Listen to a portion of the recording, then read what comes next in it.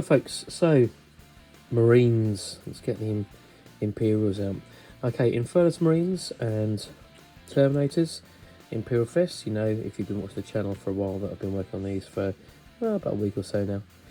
I'm jumping between because that's what keeps me interested, keeps me excited, so I can try different things and then sort of come back to models.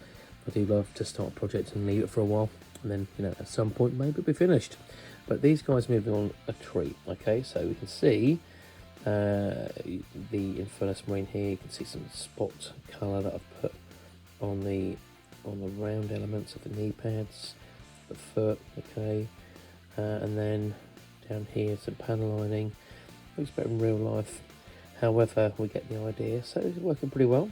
Yeah. Just used snakebite leather because it was undercoated in white. So snakebite leather on the pouches works really well. I'll go with that with a kind of a mid-orange, so it looks like kind of cracked and you know, abused leather, and that should work fairly easy and be pretty straightforward. So yeah, pretty happy with that so far. Decals as well, so we've got the Veterans decal on the shoulder and the Squad 7, just chose that because I chose that, no specific reason apart from lucky number 7. And they got your Imperial Fist decal on the side. Now they'll all be knocked down because they've got that kind of decal gloss to them. They'll be knocked down when I spray the whole thing with some matte varnish, so that will go, and there'll be some weathering and chipping to make them look like they're actually part of the model itself, rather than being, as they look a little bit now, you know, you can see they're kind of stuck on. Okay, so that's kind of where we are so far with this guy. However, what I want to show you quickly is on the Pyroblaster flamer, essentially. I have gone for a red gas canister, fuel canister, just using the Vallejo metallics gunmetal, hitting up the rest of the metal work there. I've been having a bit of a sort of 5 AM thought process about whether I wanted to black in any of the panels, so there's a bit more gradation. Oh, excuse me. I might well do the hand grip here.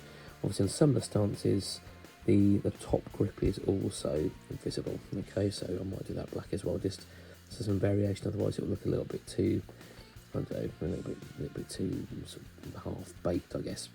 So the cowling for the Pyroblaster, I've done this on some of my Blood Angels. I like using that rune brass. Okay, that normally you'd use on neck-ons, wouldn't you?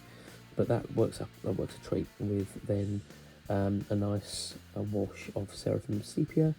Now, what I will do, very basically, is go back and do a dry brush of the Rune Lord brass. Let's just get that in a little bit more detail. And then on the end of it, I'll do the sort of standard blue, purple to, well, orangey blue, purple to black. So it looks like it's been heat scoured. Okay, so like it's been used like the end of an exhaust would on a car or a motorcycle. So that's pretty straightforward. That's not too difficult. But I might go with this and look at it. You know, it looked quite dark last night when I was putting the base coat on and then the wash. However, it looks like it could do with maybe a little bit of Agrax just to bring the darkness down, and where we've got those nice big venting holes. Don't really want to faff around putting spot colour in them, spot black or whatever. So I might give that an Agrax shade wash as well. Okay, then we'll get back to that. So fairly straightforward. The reds, by the way, for the canister, that's all just, you know, using contrast. So Blood Angels red, it just goes on really well. It's pretty opaque. Give it 2 or 3 goes over, and that's a really strong opaque red. Similar on this, on the Terminator. So I do love the stances on this Terminator Sergeant. It looks absolutely fantastic. So I've given it a once over on the cowling for the Storm Bolter with again with Blood Angels red. I'm going to do that again. Just wants to be a little bit darker. They're going to have some sort of straightforward panel lining. The ammo hopper will or magazine, if you wish, double magazine. It's not going to get too much. I'll go with that. You know, all the metallics with null all standard, and then give that a little bit of a dry brush and maybe a bit of flicking with a thin brush end so we get some little wear marks.